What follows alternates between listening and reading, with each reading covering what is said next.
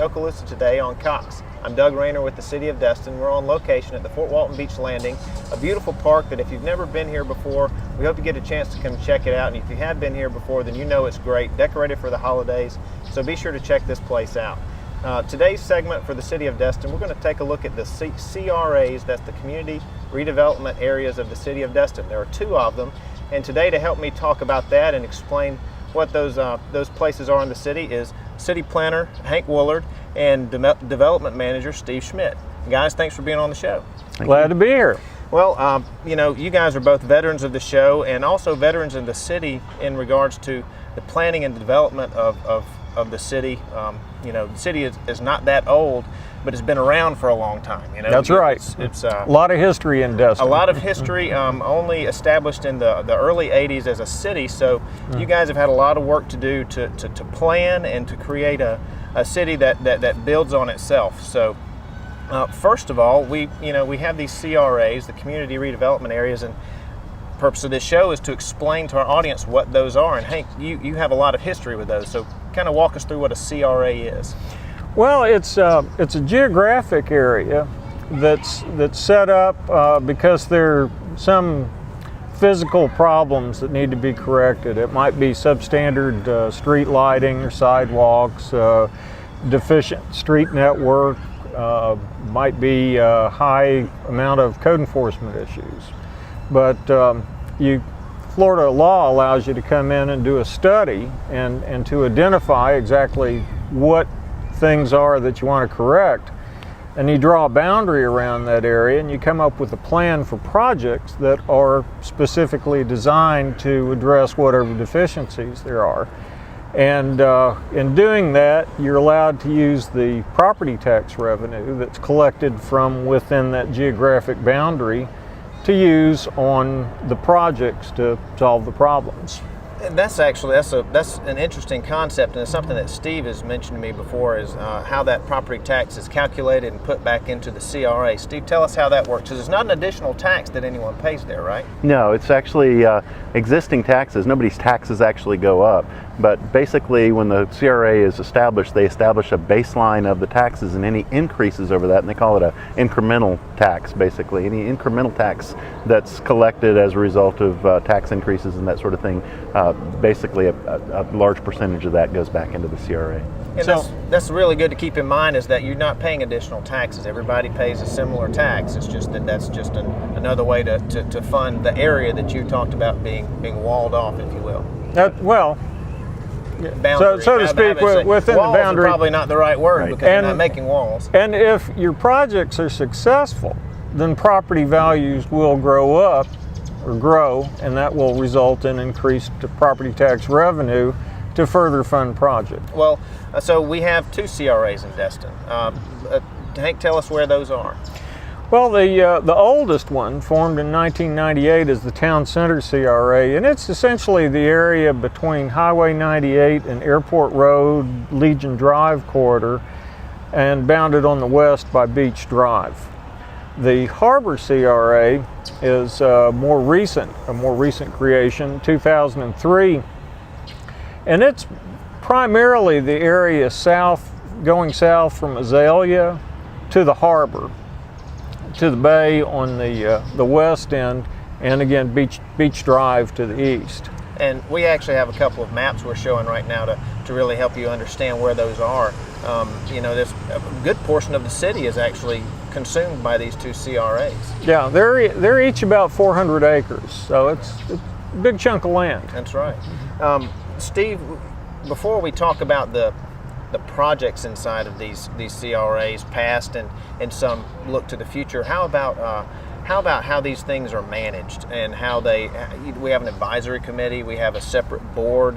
Tell us a little bit or a lot about that. Well, actually the CRAs are they're set up so that they have a CRA board that actually handles the business of the CRA, makes the decisions, and that board is actually comprised of the city council members for both CRAs, and then we also have a citizen volunteer advisory committee And before anything is taken to the board, it goes through that advisory committee, so the citizens have input, and these are citizens that live or have businesses or work inside the CRAs, and so they're affected citizens, and they represent the local citizens inside the CRA and provide an advisory capacity for the board. And you are a staff liaison to those committees, right? That's correct. Okay, well, good. And as far as the management, you mentioned that the council is the board with the president that oversees that, and it's governed this kind of the same way the city is as a whole. And is that a fair statement? Yes, I mean there's certain Florida statutes and there's certain parameters that the board has to meet. The city manager is actually the executive director of the board, and the board has to operate within Florida statutes. But it's very similar operations in terms of how the city manages it. Good. Well, let's get into some of the initiatives that have been in place for years. I guess really the reason why these CRAs specifically were created, and like you said, they were created for specific projects to do specific things in the areas to enhance those areas. So let's start with the town center, and we'll talk about the Main Street, Legion Drive, and Airport Road projects. And Hank, you were here for that and were involved in those projects. How did those things come about, and what did they do, and how did they impact the CRA, the Town Center CRA? Yeah, well, these projects were included in the 1998 Town Center CRA plan because they were deemed to be useful in upgrading the area and stimulating private reinvestment. Another thing that they did was to create some quality of life improvements. One of Destin's big initiatives has been on multimodal transportation and creating a nice environment for people to get out of their cars and walk or ride their bikes, maybe even use the Okaloosa County Transit from time to time. And so a lot of our improvements had to do with putting sidewalks where there were no sidewalks before, where there were sidewalks, making the sidewalks wider, including landscaping, adding extra travel lanes for the traffic to reduce congestion that will inevitably come as Destin continues to grow. So a lot of it's had to do with transportation and quality of life. And those projects specifically, Main Street, Legion Drive, and Airport Road, tackled those things you're talking about. I mean, that and some drainage problems, stormwater issues. Oh yeah, there were flooding problems in the town center, in the industrial park area, and off of Legion Drive, and the projects included infrastructure to solve those. Most people don't really realize, I don't think, that just how expensive those kinds of projects are. That you put in a road is one thing, but to go into existing infrastructure and stormwater infrastructure, Steve and I have talked about this on the show, it gets very involved and very expensive because you don't always know what you're going to find, especially in a town that's been around for a long time and then is now trying to be replanned. Every trench you open has a new surprise. Steve, a little more current than that is in the town center is some other initiatives, but the Main Street Business Alliance is something that's kind of popped up here recently. Let's talk about their presence and some of their ideas and what they're doing in the area. Well, we had a couple advisory committee meetings where several of the local community members came, and they ended up basically creating their own nonprofit organization, and we're very pleased about that because they've made some great strides. Part of the whole goal behind the CRA is community involvement and getting the community more involved in bringing up the neighborhood and improving the area. So for these folks to come in and help establish private initiatives for a farmers market, for a community garden and that sort of thing is just terrific. They've also stepped up and gotten approval to do some additional landscaping in the medians on Main Street. So we're very pleased about that, and look forward to doing more things with the community and other nonprofit organizations. Well, you mentioned community involvement's a big deal. That's kind of in all facets of the city. We're always encouraging that, and this has really given us a new opportunity, or not a new opportunity, but another opportunity to get people involved. You can be on the CRA advisory committees, but in these areas or in these districts, you can also have your own, I guess, ad hoc groups like the Town Center or the Main Street Business Alliance. And I think at one time there was a harbor group as well, wasn't there, Hank? Yes, one time there was a Harbor Business Association that was very active, and I think sort of got absorbed into the Chamber of Commerce because there's still former members of that are very active in business development within the community. Yeah, I think the Chamber actually has a subgroup that still is active in the harbor. Before we move off of the town center, you briefly touched on this, Steve, but the farmers market, that's kind of brought a little extra life down in that area. Give us a little information on that. Well, every Saturday morning, basically on Main Street, and it's currently on the Destin Water Users Office property. They set up some booths, and they have fresh milk and eggs and produce and there's some baked goods, local artwork. It just it's a great little event every Saturday morning. We certainly encourage everybody to go out and participate.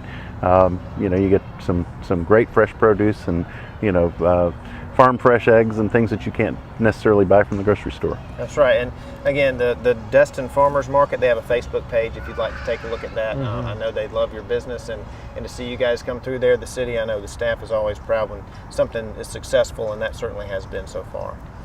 Let's talk about the Harbor CRA. Hank, you kind of drew our boundaries for that a little while ago, and again, we have a map that shows where that is.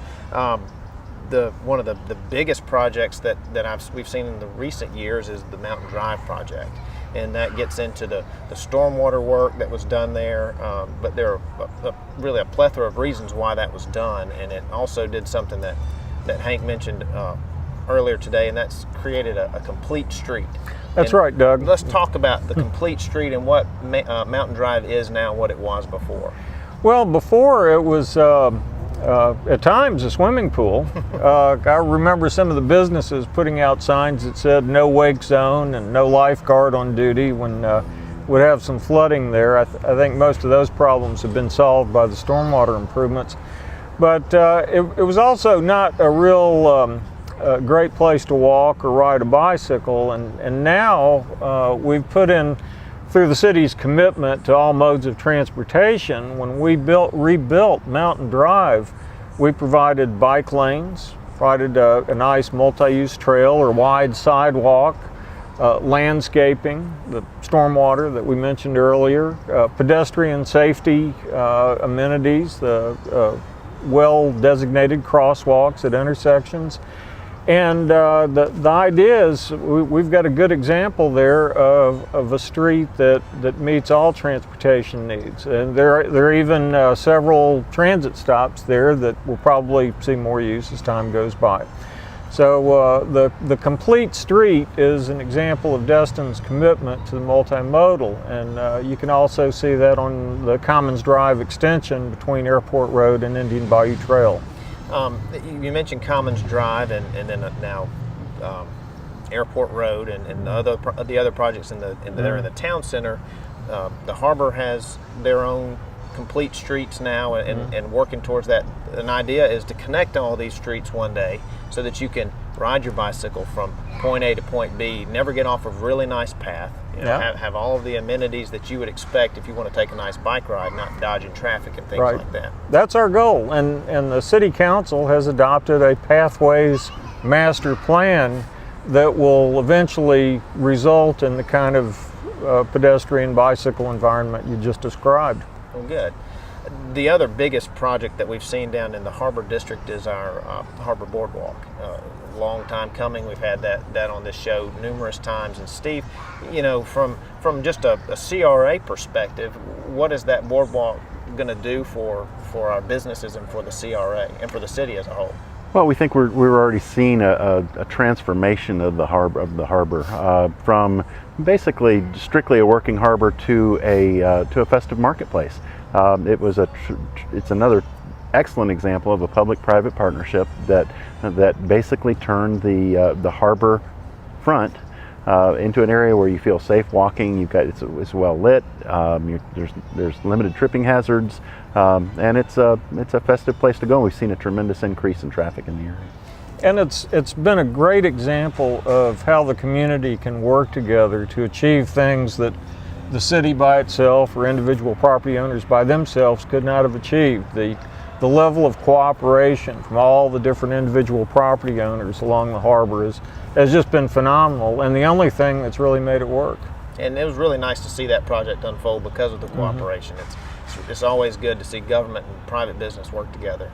You mentioned increased traffic. It's got to mean increased sales and increased tax revenue in the harbor district. So I think we have some of that to look forward to, maybe. I think we do, and I think we're going to see as it's more successful, we're going to see more redevelopment in the harbor district. Another thing that I should mention is that the Harbor CRA Advisory Committee and the CRA Board did identify priority projects. One of them was obviously Mountain Drive, another was the boardwalk, but a couple of others that they've mentioned were the parking, and we actually did buy a parking lot and finally developed a parking lot down there. So we're working towards meeting all those goals, and one that we're developing the plan, a final shovel-ready plan for now is the Royal Melvin Heritage Park, which Park and Plaza, which right now is in the design process, and we hope that that's going to end up being a nice centerpiece for the boardwalk. And that's located between the Fisherman's Wharf and Dewey Destin's on the harbor. That's right. It's a narrow piece of land, but once it's developed, it's going to be a great way for pedestrians down to the harbor boardwalk. And Hank, you've seen some of the preliminary designs. That's a hard word. Yeah. So that you know just how nice that's going to be. It's kind of the gateway to the harbor. It will be something Destin will be proud of. And good, and we should be. The harbor CRA, the town center CRA, of course, again is working towards some positive things. So that's really exciting, and we look forward to it. We have a couple of minutes for a shameless plug for the CRAs. If there's something that you would want our residents to know about these areas, what is it? Hank, you go first. Well, community redevelopment is a long-term process. I mean, you create these plans, and then it may take decades to fully implement them. Destin's had enough experience, 10 years in the harbor and 15 in the town center, so we've really been able to see some of the plans come to fruition, and that's really gratifying when you can see the planning that just years went into, and you finally see projects come out of the ground, and you know it is working. It wasn't just a pipe dream. We've created a better reality in Destin. Very good. Steve? I think that and we've had an economic downturn, we had an oil spill, and I think we've had some real challenges. So we're trying to work through those challenges, and the city really only controls the right-of-way. And so these burgeoning public-private cooperations, I think, are critical, and that they continue to go on. We can make changes in the right-of-way, but we can't change the private properties, and only the local citizens can do that. And we encourage everybody to get on board, and get with us and see what we can do. We're looking for grant opportunities. We're looking for everything that we can do to improve these CRA areas and make them more economically viable, and want to work with the local citizens as much as possible. And I will say the CRA Advisory Committee meetings are once a month. They are open to the public. Very good point, Hank. Thanks for bringing that up. And we're seeing these public-private partnerships work better, and the citizen-resident participation. So thank you both very much for your participation in today's show, and also your work in our CRAs. Great to be here. We want to thank you for watching today's show, and hope that you learned a little bit something about the city's CRAs, Community Redevelopment Areas. And again, thank you for watching. Stay tuned for Ted Corcoran with the City of Fort Walton Beach.